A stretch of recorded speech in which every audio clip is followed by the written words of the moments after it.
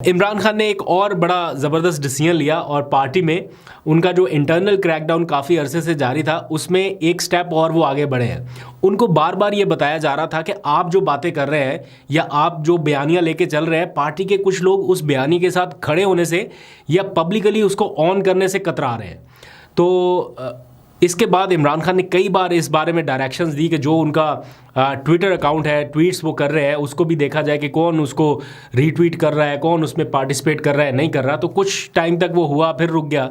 तो अभी उन्होंने ये डिसीजन लिया कि जो इस मामले में कतरा रहा है या जो पार्टी बयानी के साथ खड़ा नहीं हो रहा उसे हटाया जाए, कोर कमेटी के ओहदों से हटाया जाए। जो बड़े बड़े ओहदों पे बैठे हुए लोग हैं ना, कम से कम उनको ओहदों से फारिग किया जाए। और वैसे भी कोर कमेटी में अब बड़ी तादाद में लोग शामिल किए गए हैं, तो मेरा ख्याल है इसको दोबारा से असर इसकी तश्कील बड़ी ज़रूरी है।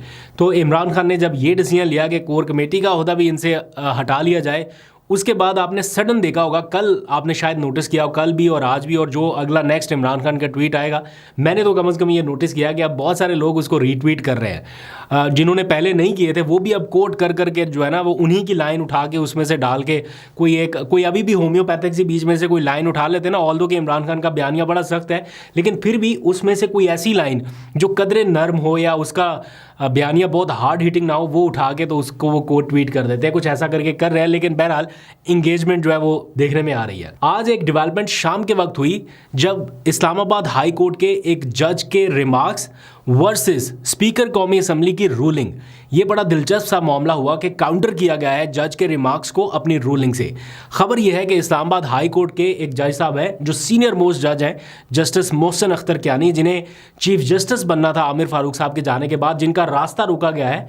आज उन्होंने एक बड़ा सख्त बयान दिया। आज एक केस था फेडरल पब्लिक सर्विस कमीशन से मुतालिक, उसकी समाअत करते हुए उन्होंने दरमियान में कई रिमार्क्स दिए कि अदलिया, पार्लियामेंट और इंतज़ामिया, ये तमाम सतून इस वक्त गिर चुके हैं, यानी कोलैप्स कर चुके हैं, ये उन्होंने कहा, जिसमें अदलिया का सतून भी शामिल था उनका अपना, और साथ ही उन्होंने पार्लियामेंट से मुतालिक भी कह दिया कि वो सतून भी गिर चुका है, कोलैप्स कर चुका है, मगर हम फिर भी मायूस नहीं हैं और नौजवानों को अपना किरदार अदा करना होगा। ये उन्होंने गुफ्तगू की। इसके जवाब में स्पीकर अयाज सादिक साहब आज जब कौमी असम्बली के इजलास की सदारत कर रहे थे तो उन्होंने इसका नोटिस लिया एक तरह से, या उन्होंने उन तक ये मामला पहुंचा तो उन्होंने कहा कि मैंने मीडिया पर एक ख़बर देखी है, एक जज साहब का बयान देखा है, और फिर साथ ही उन्होंने कहा कि ये बयान जो है ये पार्लियामेंट की खुद मुख्तारी के ख़िलाफ़ है या पार्लियामेंट पर हमला है और इस बारे में किसी को बयानबाजी का हक़ नहीं है। और साथ ही उन्होंने कहा कि जज साहब को ये पैगाम दे दें, उनको बता दें कि पार्लियामेंट कमज़ोर नहीं है और पार्लियामेंट कोलैप्स नहीं हुई। तो इस किस्म की सिचुएशन है कि आप यूँ समझ लें कि जज साहब के रिमार्क्स वर्सेस स्पीकर की रूलिंग, इसको बहुत सारे लोग जो है वो डिस्कस कर रहे हैं कि मामला क्या हुआ, गर्मा गर्मी सी हो गई। अब देखते हैं कि जज साहब खामोश रहते हैं या आगे से कोई जवाब आता है। जो भी सिचुएशन होगी आपको अपडेट करता रहूँगा। अभी तक के लिए इतना, अपना बहुत सा ख्याल रखिए। अल्लाह हाफिज़।